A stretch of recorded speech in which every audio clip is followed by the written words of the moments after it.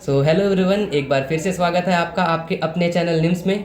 तो जैसा कि आपने देखा होगा कि हमने centre of mass and collision का लेक्चर स्टार्ट किया था और उसके कुछ प्रीवियस ईयर क्वेश्चन हमने अपलोड भी कर दिए थे। करीब करीब 2016 तक के प्रीवियस ईयर क्वेश्चन अपलोड कर दिए गए थे, है ना, पिछले लेक्चर में। अगर आप देखोगे तो ये आपका लास्ट क्वेश्चन था जो कि नीट 2016 फेज 2 में आया था। इस बार हम उसके आगे के क्वेश्चन सॉल्व करेंगे। तो आपका जो नेक्स्ट क्वेश्चन आया हुआ है वो आया हुआ है AIPMT 2015 के पेपर में, जो कि कैंसिल हो गया था। तो चलिए यहाँ से हम अपने प्रीवियस ईयर क्वेश्चन की सीरीज का अगला लेक्चर जो है वो आगे बढ़ाते हैं। ठीक है, तो क्या होता है देखिएगा। क्वेश्चन में बोला गया है two particle of masses m1 and m2 move with initial velocity u1 and u2 on collision. One of the particle get excited to higher level after absorbing energy E. If in the final velocity of particle be v1 and v2, then v must have, है ना। तो question में क्या बोला जा रहा है, एक बार मैं आपको क्वेश्चन डायग्राम के फॉर्म में एक्सप्लेन कर देता हूँ। ऐसा कुछ है कि आपके पास दो पार्टिकल है, एक है आपका m1 और m2, मान लीजिए उन दोनों के मास है।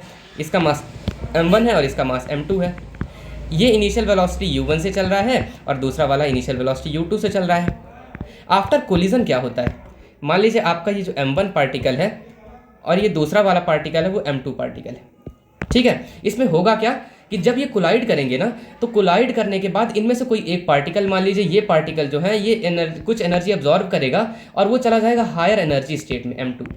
उस वक्त पर दोनों की वेलोसिटी एक की हो जाएगी आपकी v1, इसकी वेलोसिटी क्या हो जाएगी, एक की हो जाएगी v1 और दूसरे की वेलोसिटी हो जाएगी आपकी v2। तो आपको बोला गया है कि यहाँ पर एनर्जी कंजर्वेशन में हम कैसे सॉल्व करेंगे। तो आपको पता है कि यहाँ पर जो इक्वेशंस लिखे हैं इस हिसाब से सॉल्व करना है। अब देखिए, अगर दोनों पार्टिकल मूव कर रहे हैं तो आपको पता है कि दोनों के पास काइनेटिक एनर्जी होगी, इनिशियली भी और फाइनली भी। लेकिन होगा क्या, देखिए इनिशियली जब वो मूव कर रहे थे तो उनके पास जो काइनेटिक एनर्जी थी उनमें से जब उन्होंने कोलाइड किया तो कुछ एनर्जी लॉस होगी। और कहाँ लॉस होगी, उनमें से वो जो कुछ एनर्जी है वो एब्जॉर्ब करके हायर एनर्जी स्टेट में जाएगा। तो आप ये कह सकते हो कि आपकी जो फाइनल काइनेटिक एनर्जी है वो आपकी इनिशियल काइनेटिक एनर्जी से कुछ एनर्जी कम होगी। कितनी कम होगी, E कम होगी। फाइनल काइनेटिक एनर्जी क्या हो जाएगी, वो हो जाएगी 1/2 of m1 v1 square plus 1/2 of m2 v2 square is equals to क्या हो जाएगा, इज इक्वल्स टू हो जाएगा 1/2 of m1 u1 square plus 1/2 of m2 u2 square और माइनस इसमें आप ये एनर्जी माइनस कर दोगे, है ना। ये u है, ये v है, ये याद रखिएगा। इधर साइड ये v लिखा है और इधर साइड हम लोगों ने u लिखा है। u और v थोड़ा सा सिमिलर दिख रहा है पर हो सकता है आप कॉपरेट तो कर ही लोगे, है ना। तो देखिए क्या है, देखिए 1/2 of m1 u1 square plus 1/2 of m2 u2 square minus e, initial में आप e माइनस करोगे, is equal to 1/2 of m1 v1 square minus 1/2 of m2 v2 square. मतलब ऑप्शन नंबर ए आपका करेक्ट ऑप्शन हो जाएगा, जो कि आप समझ भी रहे होगे। और ये क्वेश्चन आया था आपका नीट 2015 के कैंसिल पेपर में। ठीक है, आप इसका स्क्रीनशॉट ले सकते हो। ठीक है, नेक्स्ट पेज भी ओपन कर लेते हैं। होपफुली आपने इसका स्क्रीनशॉट ले लिया होगा। चलते हैं हम अगले क्वेश्चन में, जो कि आया है आपका AIPMT 2015 के कैंसिल पेपर में, मतलब सेम पेपर में, है ना। क्या कह रहा है ये question, two spherical bodies of mass m and 5m are radii r and 2r are released in free space with initial separation between their center equal to 12r। दोनों के सेंटर के बीच में सेपरेशन कितना है, 12r। if they attract each other due to gravitational force only, सिर्फ और सिर्फ gravitational force लग रहा है, ग्रेविटेशनल फोर्स लग रहा है मतलब इंटरनल फोर्स लग रहा है। then the distance covered by smaller body before collision। तो देखिए होता क्या है आपके क्वेश्चन में, एक बार मैं आपको क्वेश्चन में डायग्राम के थ्रू बता देता हूँ। आपके पास एक बॉडी है जिसका मास m है, दूसरी बड़ी बॉडी है जिसका मास है कितना 5m, और दोनों के बीच में कितनी डिस्टेंस है, दोनों के बीच में डिस्टेंस है 12r। दोनों के बीच में कितनी डिस्टेंस है, दोनों के बीच में डिस्टेंस है 12r। एक चीज़ और बताइए, इसका रेडियस हमें दिया गया है कितना है, इसका रेडियस है आपका r और इसका रेडियस है आपका 2r।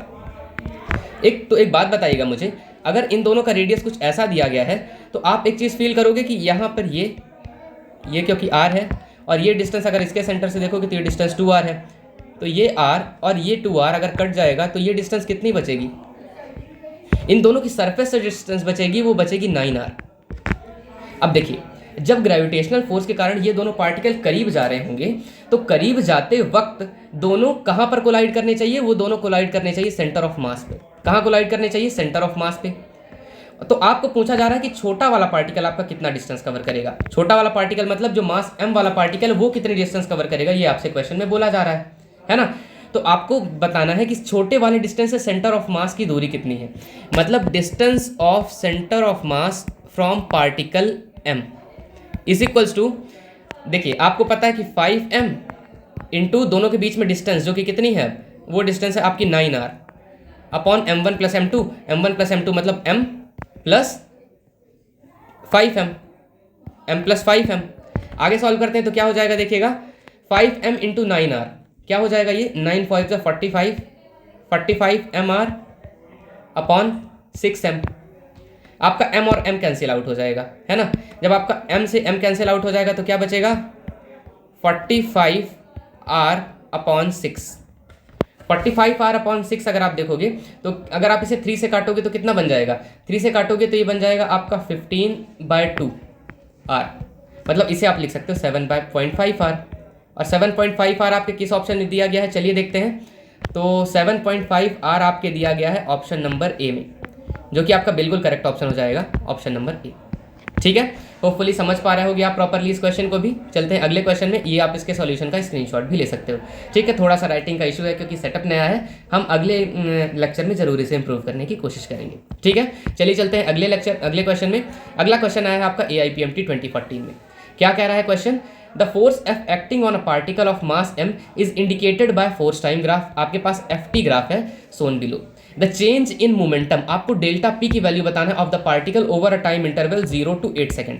तो 0 से 8 सेकंड के बीच में आपका जो चेंज इन मोमेंटम आया है ये आपको बताना है। तो देखिए क्या होगा, ये है आपका फोर्स और टाइम के बीच का ग्राफ। एक बात बताइएगा मुझे, क्या होता है, आपको पता है कि जो फोर्स होता है, फोर्स इज इक्वल टू आप ये लिख सकते हो ना, delta p by delta t. तो delta p is equal to f d t लिख सकते हो। Delta p is equal to क्या लिख सकते हो आप, f into delta t. Delta p is equal to क्या लिख सकते हो आप, एफ इंटू डेल्टा टी। तो एक बात बताइएगा, आपको चेंज इन मोमेंटम निकालना है, तो delta p is equal to area under f t curve आ जाएगा, area under f t curve.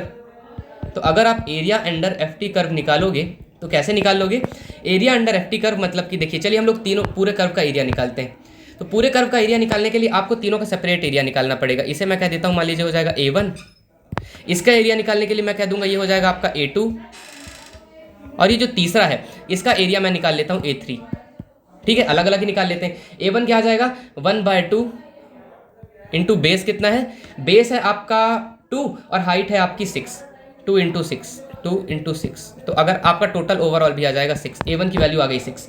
A2 की वैल्यू निकालते हैं तो आपको पता है कि इधर साइड से है ये 3 और इधर साइड से ये वाला जो वैल्यू है ये 3 आ गया है और ये आ गया है आपका 2। तो A2 is equal to 3 into 2 कितना आ जाएगा, ये आ जाएगा आपका 6 मीटर स्क्वायर, है ना। आगे देखते हैं, तो अगर आप A3 की वैल्यू निकालने जाओगे तो ये फिर से ये यहाँ से यहाँ जाओगे तो कितना हो जाएगा, 4 - 8 मतलब 4 और ऊपर नीचे 3 मतलब 4 इंटू 3 मतलब कितना आ जाएगा 12। ठीक है, तो अब देखिए ऊपर वाला जो है इसे आप ऐड करोगे, नीचे वाला इसे माइनस करोगे और ऊपर वाले को फिर से ऐड करोगे। ठीक है, तो चलिए अब आगे चलते हैं। 6 - 6 + 12 क्या क्या हो जाएगा आपका, 6 - 6 + 12। तो ओवरऑल डेल्टा पी क्या निकल के आ जाएगा, डेल्टा पी की वैल्यू निकल के आ जाएगी आपकी 12। डेल्टा पी की वैल्यू कितनी वैल्यू निकल के आ जाएगी, 12।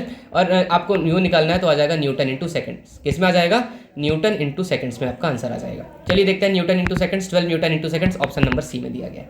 ठीक है, समझ आ गया आपको। चलिए चलते हैं अगले क्वेश्चन में। अगला क्वेश्चन आया है आपका AIPMT 2014 में, है ना, 2014 में आया है। क्या कह रहा है question, a body of mass 4m is lying in x by plane at rest. x by plane में वो बॉडी लाई कर रही है। It suddenly explode into 3 pieces, 2 pieces each of mass m move perpendicular to each other with equal speed v। The total kinetic energy generated due to explosion is. ठीक है, तो आपके पास एक 4m मास का particle था। 4m मास का particle है, वो टूटेगा और 3 मास में टूटेगा। मान लीजिए ऐसा कुछ बता रहा है कि एक का मास m है, दूसरे का भी मास m है और तीसरे का मास 2m है। तो जो दो इक्वल मास के पार्टिकल हैं, 2 piece each of mass m, वो दोनों परपेंडिकुलर मूव करेंगे। मैं डायग्राम बना देता हूँ, देखिएगा। तो आपका एक मास m और ये दूसरा मास m, ये दोनों कैसे जाएंगे, परपेंडिकुलर। ये इधर साइड और ये इधर साइड परपेंडिकुलर जा रहे हैं। और जो तीसरा मास है वो कैसा जाएगा, तो एक काम करिए, सबसे पहले इसका नेट मोमेंटम निकाल लीजिए। आपको पता है कि इधर जा रहा होगा, इसकी वेलोसिटी v है तो इसका मोमेंटम हो जाएगा mv, इसकी वेलोसिटी v है तो इसका मोमेंटम हो जाएगा mv। तो दोनों का नेट मोमेंटम क्या निकल के आएगा, √2mv। और आपको पता है कि इसको बैलेंस करने के लिए जो तीसरा मास वाला पार्टिकल है 2m, वो उसे इधर साइड जाना पड़ेगा। और इसको मैं कह देता हूँ कि इसका मोमेंटम जो हो जाएगा, इसकी वेलोसिटी हम पहले निकाल लेते हैं, मोमेंटम क्योंकि कंजर्व रहता है। तो बाय अ मोमेंटम कंजर्वेशन, चलिए हम लोग नीचे लिखते हैं, by momentum conservation momentum conservation. Momentum conservation से आप क्या निकालोगे कि आपका मोमेंटम टोटल जीरो है। मतलब क्या हो गया देखिएगा, 2m into v dash is equals to क्या हो जाएगा, √2m इंटू वी हो जाएगा। ठीक है, तो आगे सॉल्व करते हैं। देखिएगा ये मास से आपका मास कट गया, तो वी डैश की वैल्यू क्या आ गई, वी डैश की वैल्यू आ गई v/√2/2 मतलब v/√2, v/√2। वी की वैल्यू क्या आ गई, v/√2। वी डैश की वैल्यू निकल के आ गई हमारी v/√2। अब वी डैश की वैल्यू तो आपको मिल चुकी है, तो आपसे क्वेश्चन में क्या बोला है, total kinetic energy generated due to explosion. आपको क्या निकालना है, total kinetic energy. Total kinetic energy, तो टोटल काइनेटिक एनर्जी कैसे निकालोगे आप, तीनों पार्टिकल की एनर्जी, मतलब पहले की energy 1/2 into m into v square, plus दूसरे वाले की m1/2 into m into v square, plus तीसरे वाले की 1/2 इंटू 2m, तीसरे का मास क्या है 2m और इसकी वेलोसिटी क्या है v डैश। ये आपकी टोटल एनर्जी निकलेगी।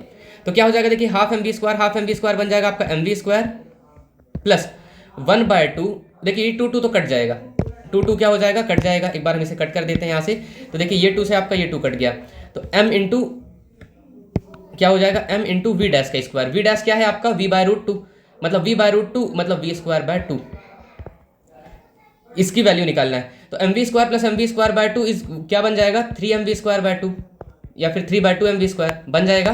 क्या बन जाएगा, 3/2 mv²। तो देखिए नेट काइनेटिक एनर्जी 3/2 mv² निकल के आ रही है, जो कि दी गई है आपके ऑप्शन नंबर बी में।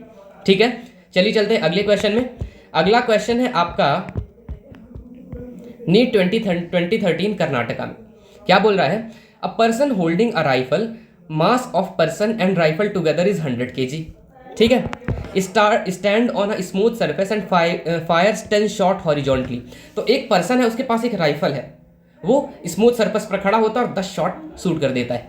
और कितने सेकंड में 10 शॉट शूट करता है वो 10 शॉट शूट करता है इन 5 सेकंड्स। ठीक है, तो वो 10 शॉट शूट करता है 5 सेकंड में। ठीक है, तो उसके बाद हमें क्या देखना है, each bullet of mass 10 gram with muzzle velocity of 800 metre per second. The final velocity acquire by a person, आपको फाइनल वेलोसिटी बताना है जो कि पर्सन एक्वायर करेगा, है ना, and the average force exerted on a person, और उस पर्सन पर एवरेज फोर्स कितना लग रहा होगा ये आपको बताना है। ठीक है, तो आगे सॉल्व करते हैं। देखिएगा एक बार हम यहाँ पे डायग्राम ड्रॉ करेंगे कि आपका पर्सन का मास है राइफल के साथ 100 kg और वो 10 बुलेट चलाता है। तो हम लोग को पहले वेलोसिटी निकालना है पर्सन की, तो आपको पता है कि आप लगा दोगे मोमेंटम कंजर्वेशन, मतलब momentum initial is equal to momentum final. Momentum initial is equal to momentum final, मतलब मोमेंटम इनिशियल क्या हो जाएगा, मोमेंटम इनिशियल हो जाएगा आपका mass of a person into velocity of person is equal to mass of bullet into velocity of bullet. एक चीज़ और क्या, यहाँ पे देखिए इसे हम लोग एक बार कैपिटल कर देते हैं तो बेटर रहेगा हमें, है ना। ओके, इसे कैपिटल भी कर देते हैं। और आपकी 10 बुलेट चली हैं तो आपको इसको n से भी मल्टीप्लाई करना पड़ेगा। मास ऑफ पर्सन बुलेट के साथ कितना आया था, मास ऑफ पर्सन बुलेट के साथ आया था आपका 100 kg इंटू वेलोसिटी आपको निकालना है। कितनी बुलेट चलाई थी आपने, टोटल 10। एक बुलेट का मास कितना था सर, 10 ग्राम। एक बुलेट का मास कितना था, ये लिखा हुआ है 10 ग्राम। 10 ग्राम मतलब 0.01 kg और वेलोसिटी है 800 मीटर पर सेकेंड। तो मास लिखोगे तो कितना आ जाएगा, वो आ जाएगा आपका 10 ग्राम मतलब कि 10/1000 kg इंटू वेलोसिटी कितनी है 800। ठीक है, चलिए काटा पीटी करते हैं, 1 2 3 1 2 3, तो कितना आ गया 100 into v is equals to आ गया है 8 10 80। तो आपकी वेलोसिटी की वैल्यू कितनी निकल के आ गई, वेलोसिटी की वैल्यू आ गई 0.8 मीटर पर सेकेंड। लेकिन एक चीज़ और क्या, कि अगर बुलेट आगे जा रही है और उसकी वेलोसिटी को आप पॉजिटिव माना है तो आपको पर्सन की वेलोसिटी को मानना पड़ेगा निगेटिव। तो आपका करेक्ट आंसर कौन सा निकल के आ गया, देखिए आपको यहीं पे मिल चुका है 0.8 मीटर पर सेकंड, मतलब ऑप्शन नंबर बी आपका करेक्ट आंसर हो जाएगा। ठीक है, होपफुली ये क्वेश्चन भी प्रॉपर्ली समझ आ गया होगा। आपको फोर्स और निकालने को बोल रहा है, लेकिन जब आपको आंसर मिल जाए तो मैं कहूँगा कि आपको दूसरा आंसर निकालने की जरूरत बिल्कुल नहीं है, क्योंकि आपको वहाँ पर समय बचाने की जरूरत है। ठीक है, चलते हैं आखिरी क्वेश्चन की तरफ जो कि आया है आपका नीट 2013 में। क्या कह रहा है question, a explosion break a rock into 3 parts on a horizontal plane, 2 of them go at right angle to each other. 2 right angle पे जाते हैं। First part of mass 1 kg move with speed of 12 meter per second and second part of mass 2 kg move with 8 meter per second speed. If the third part fly off with 4 metre per second then its mass is. आपको third part का mass बताना है। चलिए एक बार diagram draw करें। आपके पास 3 masses हैं, ठीक है, 3 मास का, एक का मास है 1 kg, दूसरे का मास है 2 kg। बना लेते हैं हम लोग। एक का मास है 1 kg, दूसरे का मास है 2 kg और तीसरे का मास आपको निकालना है। जो पहला वाला है उसकी वेलोसिटी बोला गया है कितनी, वो बोला गया 12 मीटर पर सेकंड से वो ऊपर जाएगा। ठीक है, थोड़ी सी हमें प्रॉब्लम आ रही है आज, 12 मीटर पर सेकंड से ऊपर जा रहा है। जो दूसरा वाला है वो 8 मीटर पर सेकंड से उसके परपेंडिकुलर जा रहा है। तो आपको पता है कि मोमेंटम बैलेंस करने के लिए तीसरे वाले को ऐसे ही जाना पड़ेगा, और यहाँ पे इसकी वेलोसिटी दे दी गई, कितनी दी गई है, 4 मीटर पर सेकंड दी गई है। तो आगे सॉल्व करते हैं, देखिएगा। तो जब आप इसे आगे सॉल्व करोगे, वेरी सॉरी, ठीक है, हाँ, ओके। तो क्या है, देखिएगा, आपको सबसे पहले मोमेंटम कंजर्वेशन लगाना है। मोमेंटम कंजर्वेशन के लिए आप क्या करोगे, सबसे पहले इनका नेट मोमेंटम निकालोगे, पी नेट, है ना, और नेट मोमेंटम इसका उसके बराबर होगा, मतलब इस ये जो इधर साइड मोमेंटम जा रहा है इसका मोमेंटम इधर साइड के बराबर होगा। ठीक है, तो आप लिख सकते हो क्या, चलिए हम लोग आगे सॉल्व करते हैं कि मोमेंटम, देखिए इसका मोमेंटम क्या है, मास है m और वेलोसिटी है 4, और उधर राइट साइड में जो मोमेंटम जा रहा है उसका मोमेंटम कितना निकल के आया है, तो देखिए इसका निकल गया 12 और 16, 12 और 16 का निकालना है। तो इधर से आप पी नेट पहले निकाल दीजिए, पी नेट स्क्वायर 90 डिग्री पे है तो क्या निकल के आ जाएगा, देखिएगा 12 स्क्वायर प्लस 16 स्क्वायर, 8 2 16 होता है, तो मतलब 144 प्लस 16 का कितना हो जाएगा 256, और 256 मतलब 400। तो पी स्क्वायर की वैल्यू अगर आपकी 400 निकल के आई है तो मोमेंटम की वैल्यू कितनी निकल के आएगी, मोमेंटम की वैल्यू निकल के आएगी 20। तो आपको लिखना पड़ेगा m into 4 is equals to 20। तो आपका जो मास निकल के आएगा वो निकल के आ जाना चाहिए 5 kg। देखिए ऐसा किसी ऑप्शन में दिया गया है, बिल्कुल ये आपका दिया गया है आपके ऑप्शन नंबर डी में 5 kg, जो कि आपका करेक्ट ऑप्शन हो जाएगा। ठीक है, तो होपफुली ये क्वेश्चन भी समझ आ गया होगा। इसके बाद हम चलते हैं अगले क्वेश्चन की ओर। अगला क्वेश्चन कौन सा है, ठीक है, तो सेंटर ऑफ मास का ये हमारा आखिरी क्वेश्चन था जो कि अब खत्म हो चुका है, और होपफुली आपने सारे क्वेश्चन प्रॉपर्ली वॉच किए हुए होंगे।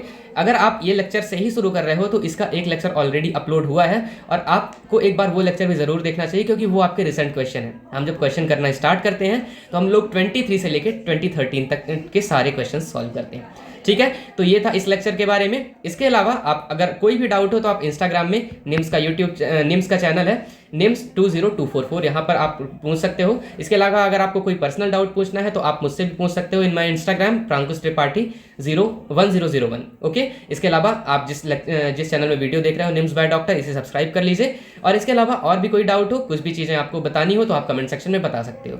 एक चीज़ और कि मैंने आपको स्टार्टिंग में कहा था कि इस लेक्चर में टोटल 21 क्वेश्चन हम सॉल्व करेंगे, तो आपको ये जरूर बताना है कि आउट ऑफ 21 आपने कितने क्वेश्चन करेक्ट करे। So this is all about the video. जल्द मिलते हैं अगले लेक्चर में, तब तक के लिए थैंक यू सो मच।